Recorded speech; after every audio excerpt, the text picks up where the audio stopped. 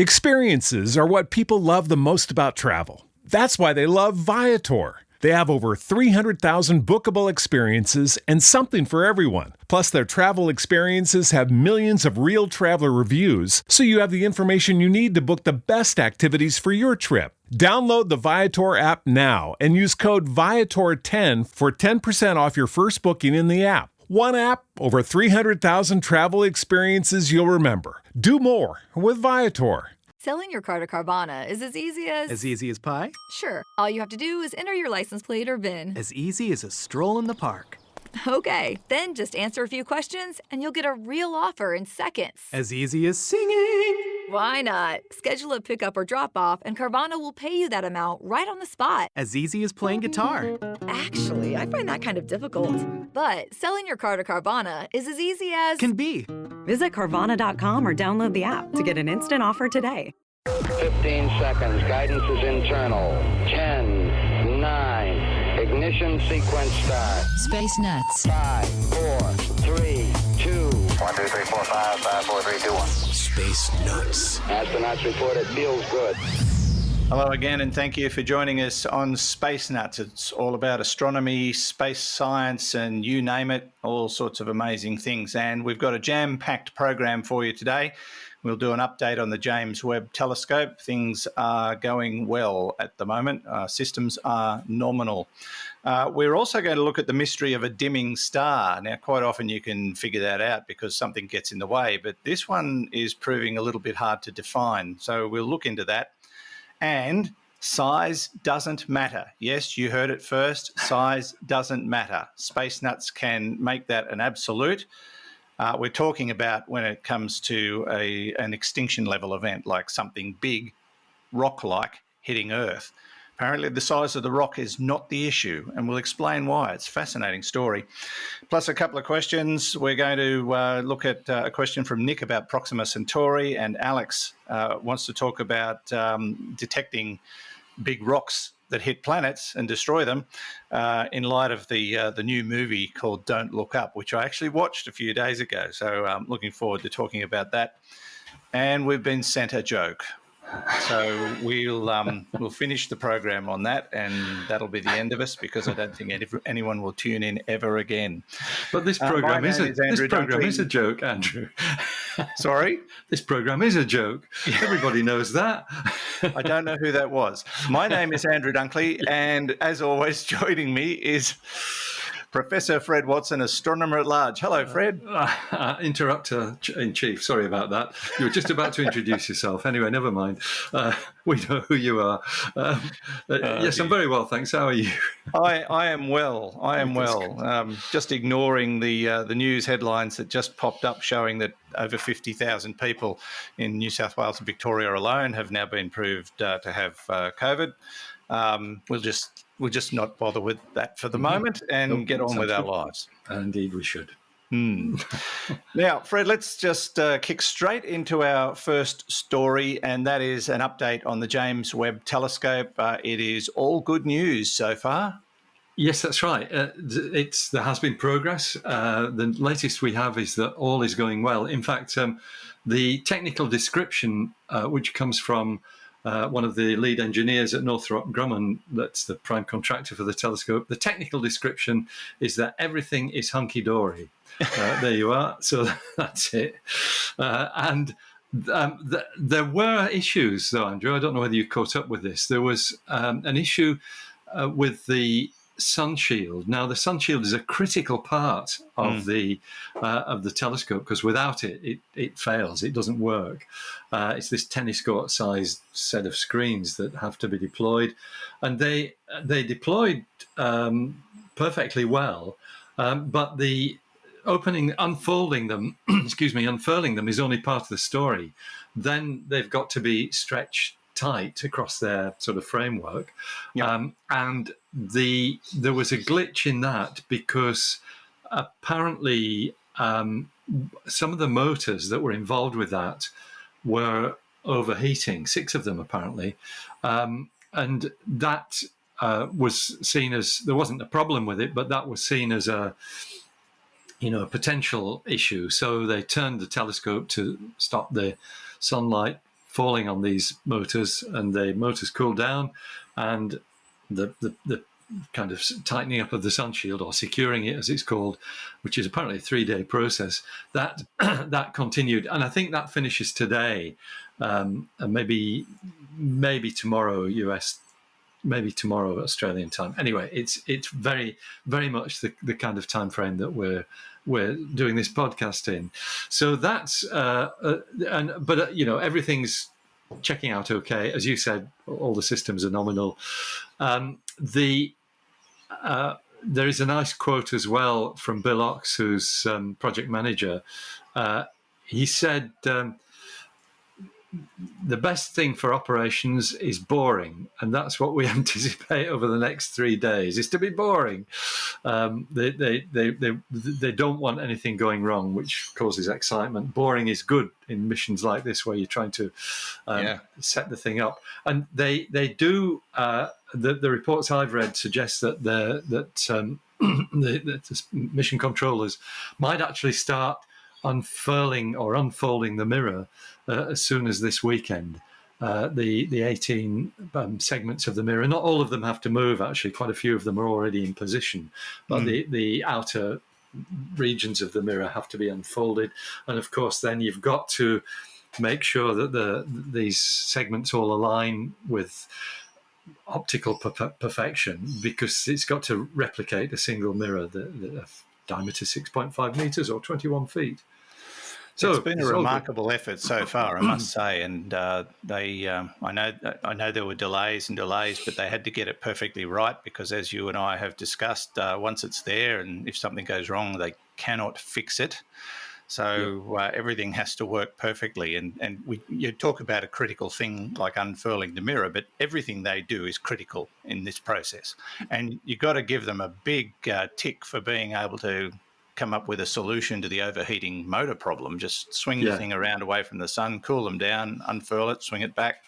All solved. Yeah, that's right. Brilliant. Well, that's the sort of resourcefulness that you expect from these things. So yes, you're right. It's on its way to its destination, the L2 point, second Lagrange point, 1.6 million kilometers or 1 million miles beyond Earth. And I've been guilty, Andrew, of oversimplifying the reason why it's going there. And in fact, I've said the wrong thing in some past conversations, because what I said was that the telescope is in the Earth's shadow, and that's not the case, because at that distance the Earth's shadow is not big enough to cover the sun. So what it is, the reason why it's gone to L2, that Lagrange point, is it's all about the thermal, the heat flow on the telescope and things of that sort. But it's an odd thing. You've got this imaginary point in space where gravity essentially is nulled, but you can orbit around that. You can actually put something in an orbit around this imaginary gravity null point. And that's what's happened with other spacecraft like Gaia and I think the Wilkinson microwave anisotropy probe was also at the L2 point. But so you can do that. You can orbit around this point, which is what the James Webb Space Telescope will do. But the reason for doing that is because from that position, you've got a very, very stable and constant heat load on the telescope. You're not in the shadow of the Earth. You're still in sunlight, but it's constant. It's not changing as you orbit around the Earth as it would. Basically, because you're going in an orbit that is parallel with the Earth's orbit, and takes you round in more or less in the same time as the Earth goes round. So you've always got this constant direction and distance to the sun, and that gives the telescopes to operators a stability, which is what you need to operate an infrared telescope of such exquisite sensitivity. Yeah, I did actually see an animation the other day of the way the James Webb Telescope will behave, the way it will move when it gets to L2. Yeah, yes, that's right. Extraordinary. Yeah. It is. That's right. Yeah, there's a bit of it's almost like 3-point turns and things of that sort in the orbital trajectory. Yes, that's correct. Anyway, I do apologise for misleading comments I may have made on Space Nuts in the past. All good and well, Fred. Let's move on to this little mystery, because we'll have more to talk about this year as things develop with James Webb. But this little mystery is about a star that has been dimming, and quite often, and in fact most of the time, they can say, yes, we know why that's happening. This, that, or the other has occurred. This one's proving to be a little bit more complex. It is. This is something that it's an object that was detected by the TESS satellite. TESS is the Transiting Exoplanet Survey Satellite, a NASA mission that has been finding exoplanets and very good at it too. So it is one of the objects detected by TESS. It's quite a long way away. It's 2,300 light years away. And so its light varies, which is what TESS is all about. It's all about detecting this variation of light, and particularly as a planet passes in front of its parent star. But what they've discovered is, for this object, and I've got to tell you its name, Andrew, it's TIC 4007992224. Okay. Don't forget that. I already have. So there's a basically its light was seen to drop by 25%. This, I think, is 6 years ago when they started observing this thing at first, over a period of hours, and then with sort of variations in brightness following that, and that was interpreted initially as an object that is breaking up or releasing dust, because we've seen those things before. We've seen things that look like planets but are actually objects that are in the process of breaking up. So they obscure the light from a star, but they just gradually dissipate. The star Fomalhaut has an object like that orbiting around it, a bright star. What they've done is they've now got 6 years of data on this object, and they find that it's not really as simple as that. And there's a number of complicating factors. One is that this star is not a single star. It's actually a binary star system. So it's two stars in orbit around one another, and that complicates things. But one of them is also a pulsating star, which complicates it even further, with a 19.77 day period. And that's, a strong level of periodicity. But whatever it is that's dimming the light, on top of all that is something that it's apparently quite erratic. That's the word that's used in the report I read, which comes from Science Alert. The erratic behavior of this light, and it actually suggests that is perhaps an orbiting object that's emitting clouds of dust. But the reason why this is still a puzzle, Andrew, and I should say this work's been done at the Harvard-Smithsonian Center for Astrophysics. The reason why that's still a puzzle is that it's huge quantities of dust that are being emitted to cause this dimming of the light. And if it was just a body itself that's falling to bits, like, for example, one of the asteroids of our solar system doing that, it would not be emitting the same quantities of dust for 6 years, because it would have a short lifespan, probably longer than 6 years, probably more like thousands of years. But it's still, you would notice that was changing. That that if it was an object that's disintegrating, you'd expect it to dissipate, and eventually the periodic or the quasi-periodic dimming would stop, and that's not happening. And so there is a puzzle, which is not really easily resolvable, because for a start, you don't know which of these two stars in the binary system this object is orbiting, and so you get a different percentage of the dimming depending on which star you choose. It can be either 37% or 75% of the light from the parent star, depending on which of the two it is. And that's a lot. That's a large amount of obscuration, particularly the 75%.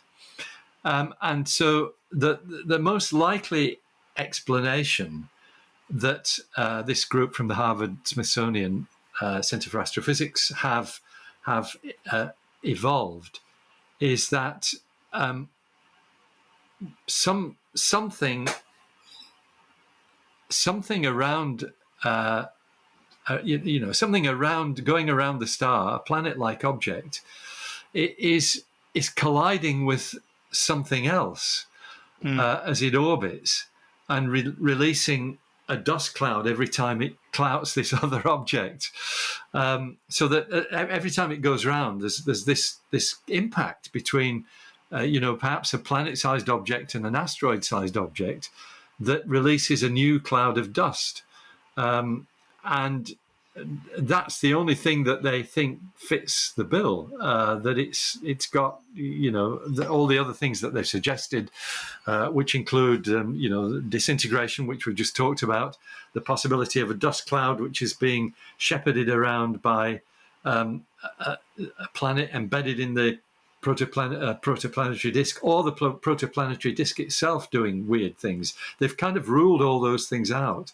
And just ended up with this idea that maybe there are two objects that are actually colliding. It's one of these things that will need more and more observations to get to the bottom of the story. When they've found these things in the past, what has usually been the cause? Well, there's not been anything quite like this. Usually it's a much more, you've got something where the obscuration changes slowly over time, and you can envisage that would be caused by a dust cloud dissipating as time goes on. If you got dust released from a planetary surface, excuse me, for example, then that cloud might be thick and quite dense when it's first released, but as it spreads in space, it will get more transparent. That doesn't seem to be happening with this object. The thing is reasonably bright. I haven't got a note of its brightness, even though it's quite a long way away. So it does raise the possibility of there being more observations made of it, so other observatories. I'm going to give this potential reason a name. It's ROC, ROC, and I've forgotten what that was going to stand for now that I've defined it. Regular orbital collision. Oh, I like that. Yeah. It's a rock. Regular orbital collision. We should send it to the. Should send it to them and say, here's what you can call it. You can call it that. Turns out to be that. Like that. Or it could be. I better write it down because I'll forget otherwise. It could be I should record this so that I never forget anything. Somebody will. Don't worry about it. I've written it down now. All right. Well, maybe in a future episode we'll be able to turn around and say, well, it turned out to be a rock, a regular orbital collision. Seems to be the most likely reason. Actually, another one that's a possibility is a Durdis. It could be a Durdis. A Durdis, a dusty object erratically dimming its star, which is the title of the report that we've seen. Yeah. Anyway, that's enough of that. Yeah, I think rock's better than that. A Durdis is not terribly intuitive. No. My idea's got it's a bit more solid. Oh, a bit more solid, yes. All right. I'd say rock solid, actually, Andrew. Very. Oh, dear. What were we talking about? Can't remember. I have no idea. You are listening to Space Nuts with Andrew Dunkley and Professor Fred Watson.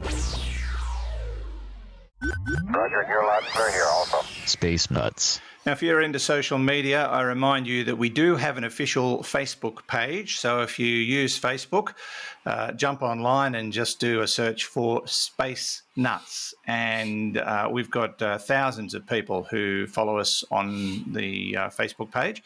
And we publish a lot of material there for you to peruse. There's also the Space Nuts podcast group on Facebook where people talk to each other that listen to the show and share their astronomical photos or ask questions of the audience, and everyone has a crack at answering those. So, we're well entrenched in social media, and of course, we recently joined Instagram as well. So, if you're an Instagram user, spacenuts.io is our username there, and we'd be happy for you to follow us on Instagram as well. Now, Fred, to our next story, and this one I love. Size doesn't matter. Now, what we're talking about here is something hitting Earth. Now, in the past, there have been extinction level events where something's hit Earth, and it's happened more than once.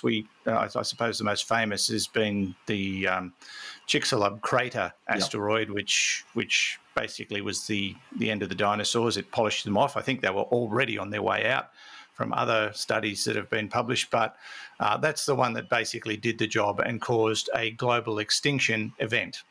But we all assume, and it's just a natural thing to think, that it's the size of the rock that hits the Earth that's going to cause an extinction event. So if it's a smaller rock, no big deal. That apparently is wrong. It is, and the reason why researchers have actually homed in on this to try and understand it is because impacts which we know about from the cratering record on the Earth, there are some impacts that you would expect to cause mass extinctions that don't, and some that you wouldn't expect to cause mass extinctions that do, if all you were looking at was the size. But actually, it's not that at all. Clearly, size is going to play a part in it because that's the amount of energy that's being put into the rock. But something that is perhaps just as dominant is what the meteorite hits. What is the rock that it actually collides into on the Earth?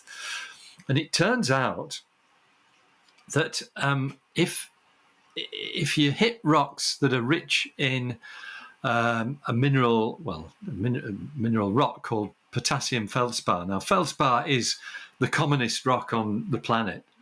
Huge percentage of the surface crust of the Earth is feldspar,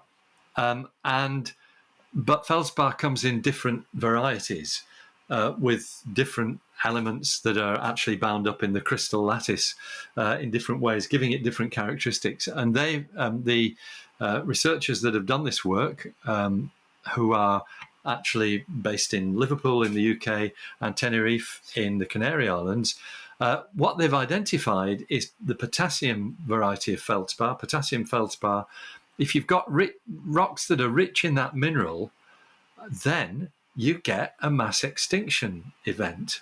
And that's an extraordinary discovery. It really is an amazing discovery. Because it seems so straightforward that the bigger the impacting objects, the more energy there's going to be and the more damage there's going to be. But there is this other really important constituent. And so, well, let me just quote from one of the authors of this work, Dr. Chris Stevenson, who's University of Liverpool's School of Earth, Ocean and Ecological Sciences. He says, for decades, scientists have puzzled over why some meteorites cause mass extinctions and others, even really big ones, don't. It's surprising when we put together the data.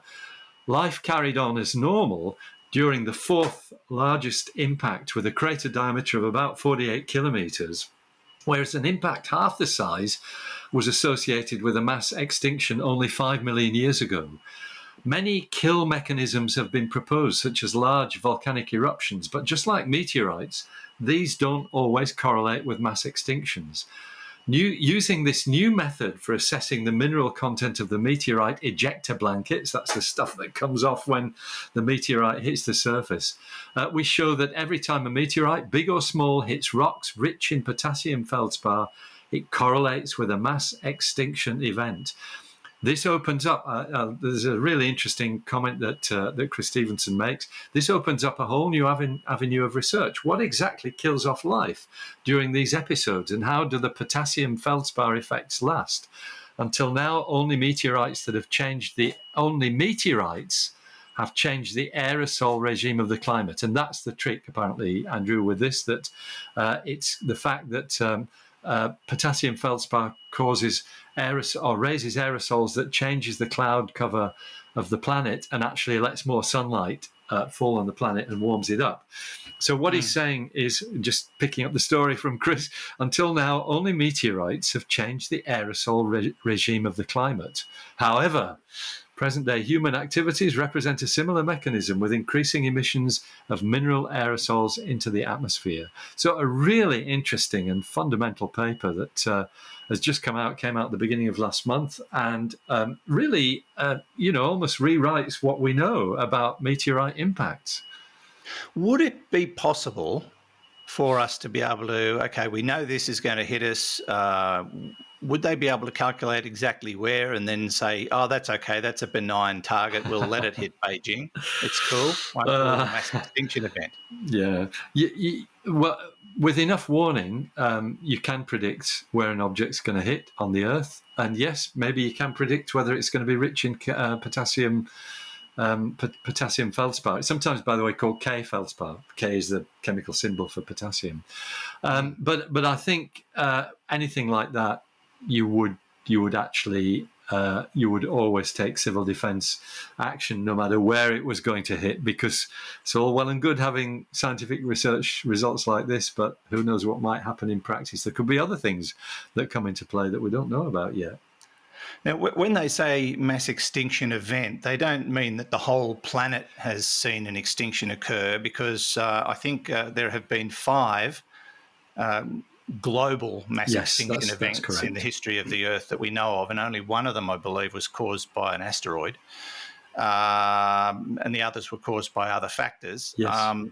So are these sort of localized effects that we're talking about? Yeah, they are. They're more. They're not necessarily global effects. So you get a change in the ecology of a whole region, maybe even a whole continent. That's the kind of thing that they're talking about. Okay, so so people probably don't even think about small scale events like that. You assume that if something's going to hit the Earth, it'll be a global catastrophe. But I think you and I have talked about certain sized rocks. Yes, exactly, and the impact effect, and the explosive nature of them, and how they could destroy a city or a region or a state or a whole country, but not the whole planet. So, but this sort of changes the game, because it doesn't matter about the size of the rock. It's what it's hitting that could be the deciding factor. That's exactly right. It's just added a new layer to the whole issue of asteroid impact. It's also increased the odds. Yeah. Indeed, just right. What we wanted to know. Yes. You can all sleep at night knowing that there are a now higher level of opportunities for mass extinctions. Yes, yeah. Oh dear. Okay, well that'll help. That's a cheerful thing, really. Of course, we've got questions coming up soon. We answer questions from time to time, but a couple of questions have come in about detection processes and the like, and we've talked about those many times. This to sort of add a reassuring element to this. These things are heavily monitored, aren't they? Very much so. Yes, they are. It's a big, so almost an industry is searching for near Earth objects, and as we'll talk about when we get to question, I think I'll say a bit more detail about that then. Something else that slipped my mind. I was told today, I had a very bad radio shift. I was all thumbs, and my program director said to me, it's because it's windy. People don't think straight when it's really windy. And I said, well, that's interesting. And I think it's still happening. Still happening today. Yeah, it is very breezy here today, so that may be the reason. That could be it. It's because it's windy, Andrew. Don't do space nuts on a windy day. Too late now. Yeah. Too late now. Too late.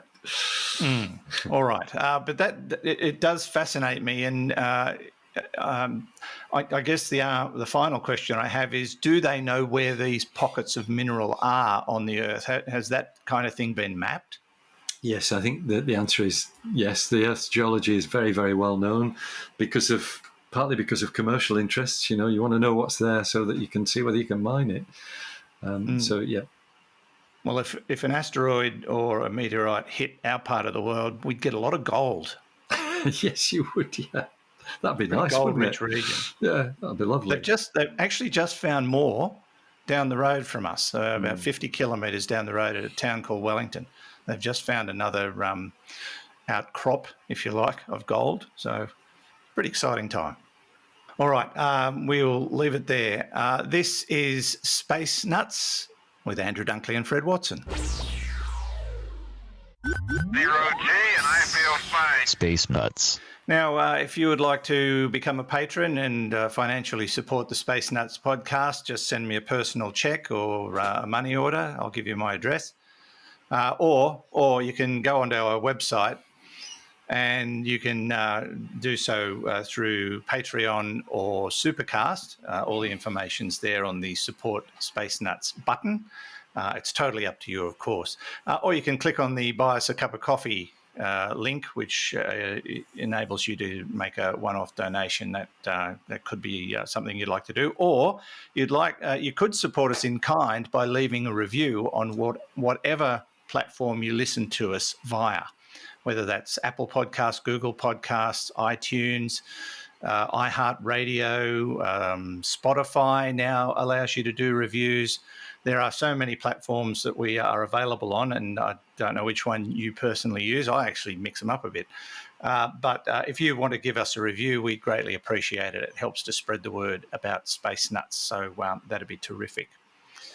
Now, Fred, let's move on to some questions. Got a couple of fresh ones, some fresh meat at last. Now, we've got a question from Nick, who's in Paris, but Nick's an Aussie. I'm guessing he's just trapped over there because of COVID, but probably not. Hi, Professor Fred and Andrew. Thanks for all you do with Space Nuts. It's the podcast highlight of the week for me. He obviously doesn't listen to any others. I have two questions, but they're both related, so perhaps more like 1.5 questions plus GST. A tax joke. Love it.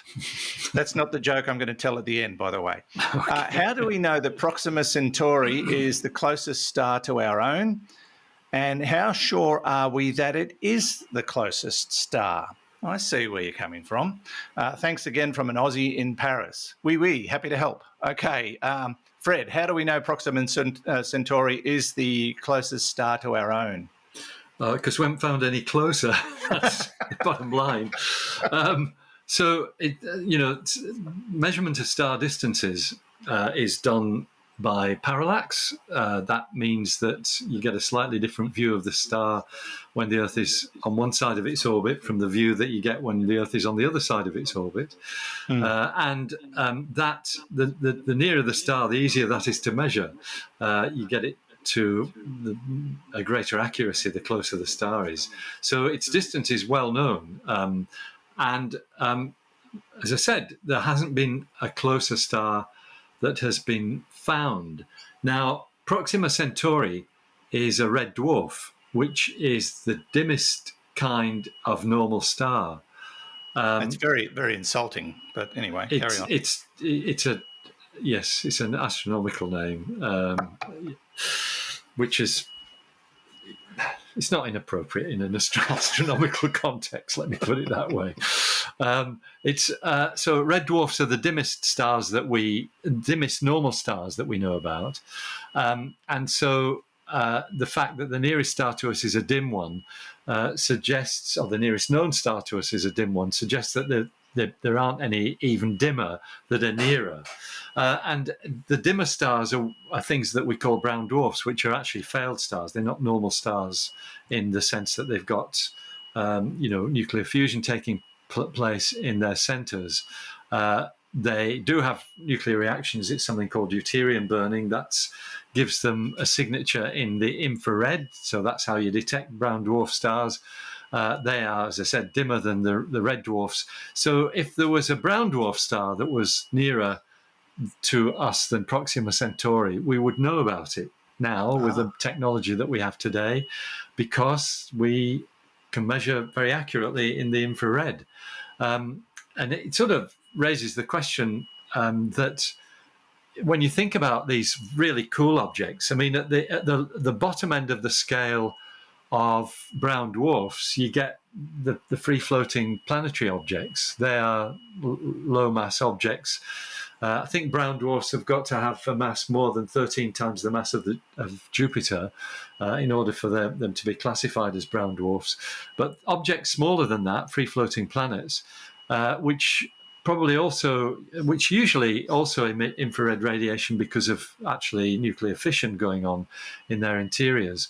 They might be the kind of thing that the James Webb Space Telescope will detect when it comes into action. So there may be objects that are nearer than Proxima Centauri but aren't normal stars, and free-floating planetary objects will be one of the one of the possibilities.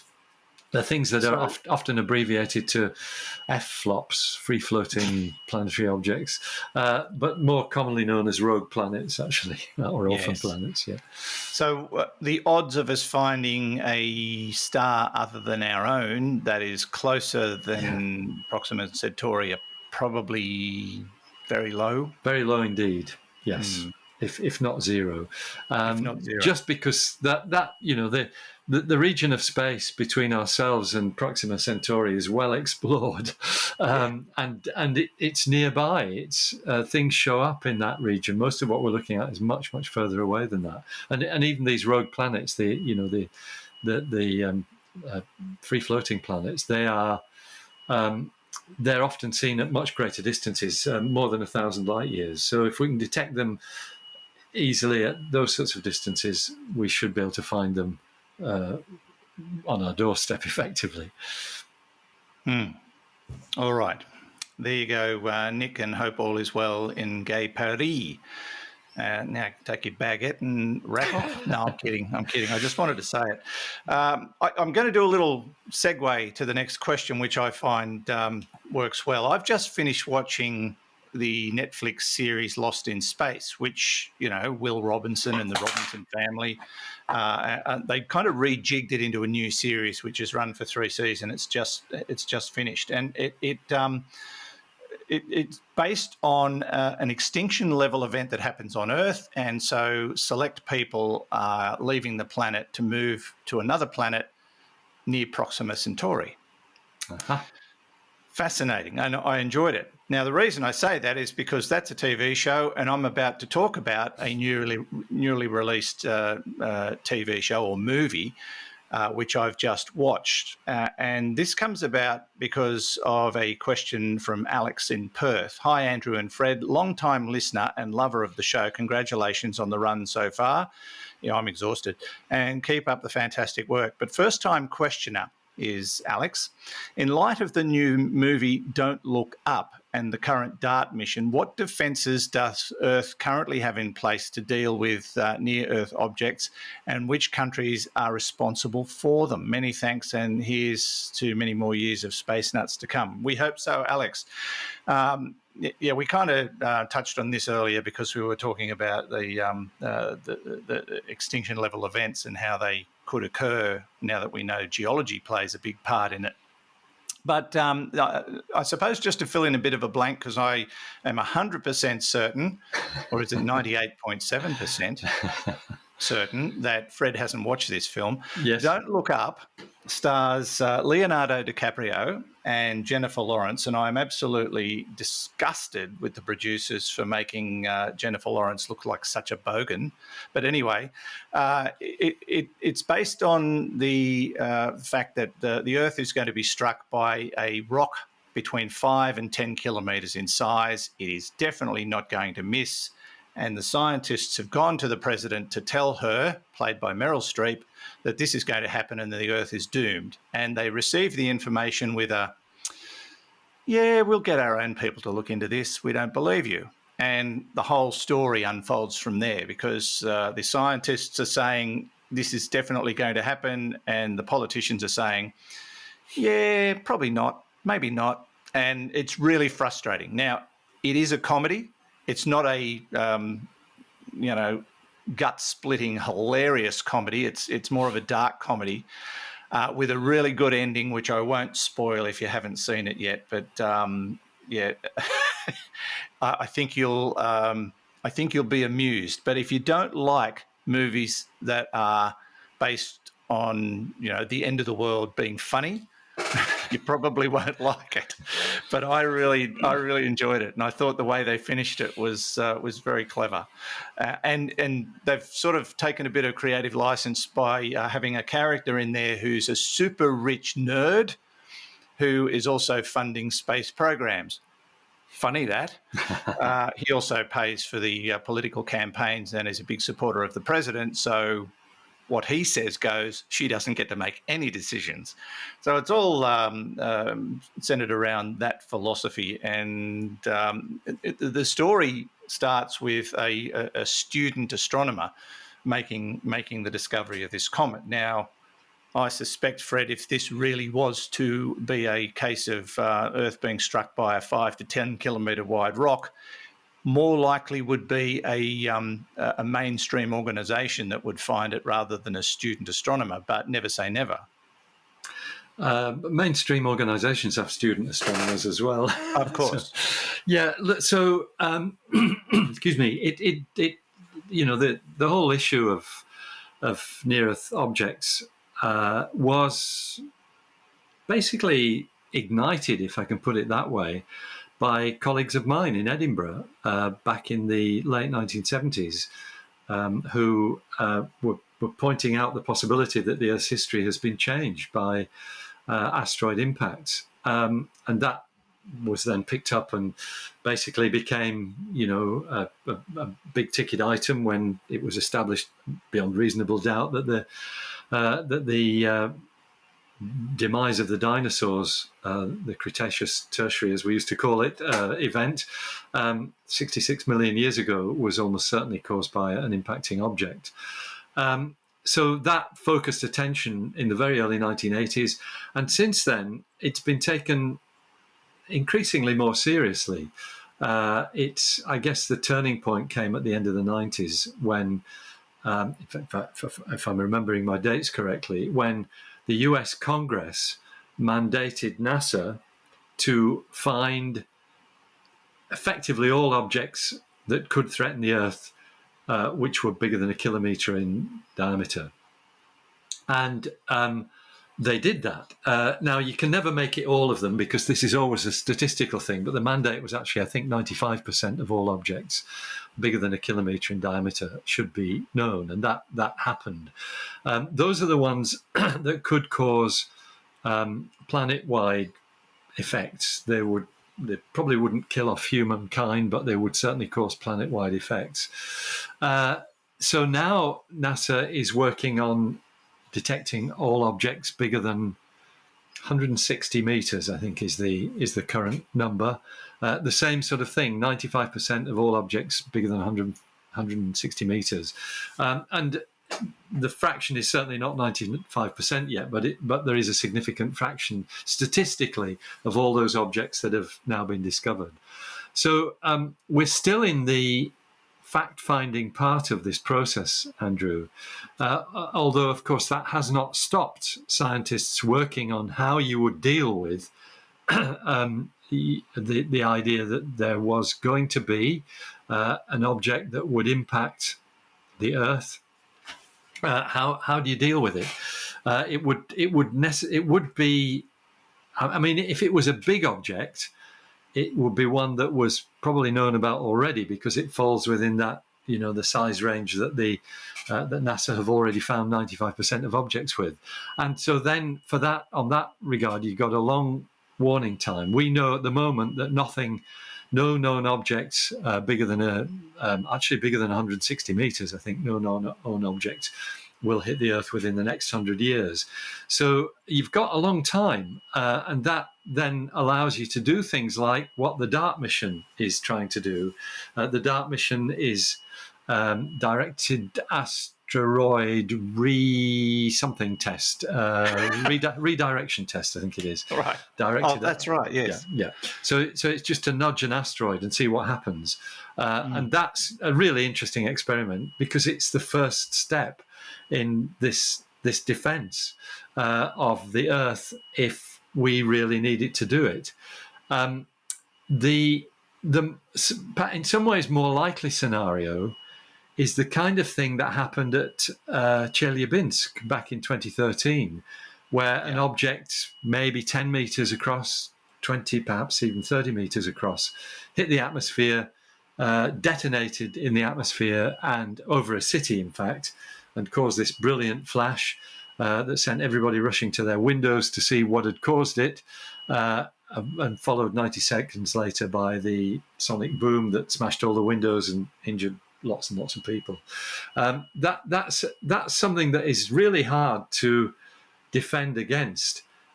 If we'd had longer with a Chelyabinsk object, and you know it was tiny. It was, as I said, 10 to 30 meters across.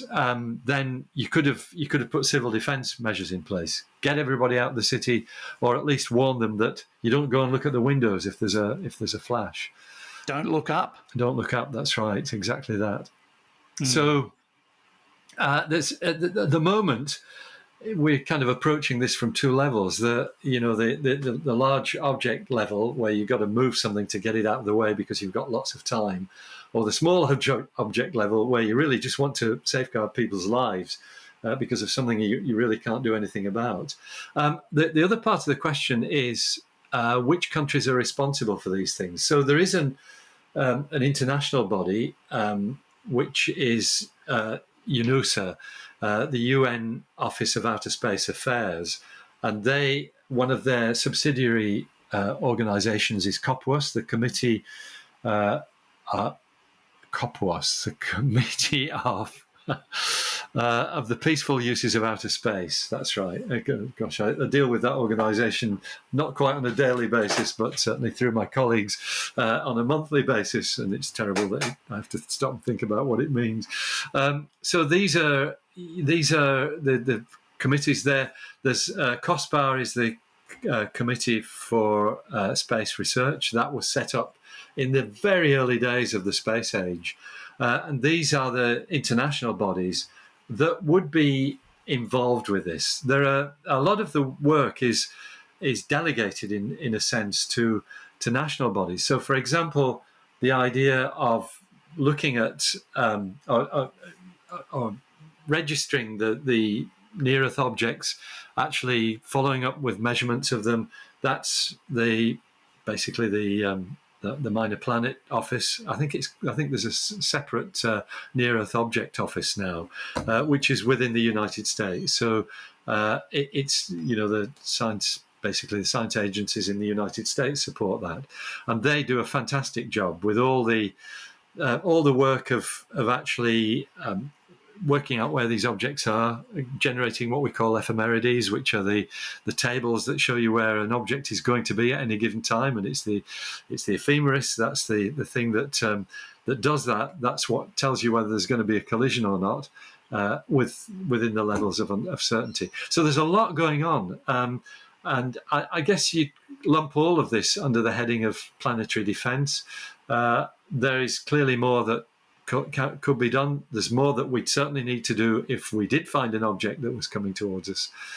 So it's not something, I think it is actually a case in which the politicians do actually listen to the scientists. So unlike most disaster movies, which seem to start with politicians not listening to scientists, this one probably would work out all right. Okay. I'm sure you're glad you asked. Yeah, you asked the question, Alex, but thanks for sending it through to us. Yeah, sorry, it was a long answer there, Andrew. No, that's fine. But I'll just relay one more piece of the film for the benefit of the audience. When Leonardo DiCaprio and Jennifer Lawrence characters finally get in to see the president, they say, look, there's a 100% chance that this is going to destroy the Earth. We're doomed. What are you going to do about it? And they got into a conversation. And then Leonardo DiCaprio and the chief of staff says, is it 100%? I mean, 100%, you can't ever be certain about anything. And he, the conversation goes on. And Leonardo DiCaprio's character at one stage says, look, 98.7% certainty that this is going to destroy the Earth. And the chief of staff says, so it's not 100%. There was his fail-safe. Oh, we don't have to worry about it now. It's not 100%, yeah. Yeah, fascinating. All right, thanks, Alex. Lovely to hear from you. One more thing before we go. Got a joke sent through to us on Facebook from Judd. I think Judd sent us jokes before. A neutron walks into a bar and asks, how much for a drink? The bartender says, no charge for you. I love it. Yes, I love it. Yeah. I had to look up why that was funny. Oh, did you? Okay. No, Don't tell him that. I wouldn't tell you if I had to look it up to see why it was funny. Oh, dear. Yeah. Anyway, that's good. that Great brings stuff. us to the end. Fred, thank you so much. That's a pleasure. And we'll speak again soon, I hope. I hope if anybody's bothering to listen. Yeah. And thank you for your contributions. Thank you for your questions. If you do want to send us a question, we're actually short on audio questions at the moment. Go to our website, spacenutspodcast.com or spacenuts.io. Yeah, that's right. And just click on the AMA link and you can send us a text question or an audio question, or you can record your question through whatever the thing is on the right. It's a little purple button. Don't know why it's on its side, but I guess that's supposed to be a space kind of analogy type scenario. Don't really know. I didn't design it. But yes, if you want to send us an audio question, we could use a couple, so please do. Until next week, thanks so much and stay safe. And we'll talk to you again on the next episode of Space Nuts. Bye-bye. Space Nuts. You've been listening to the Space Nuts podcast. Mission complete, Houston. Available at Apple Podcasts, Google Podcasts, Spotify, iHeartRadio, or your favorite podcast player. You can also stream on demand at Bytes.com. This has been another quality podcast production from Bytes.com.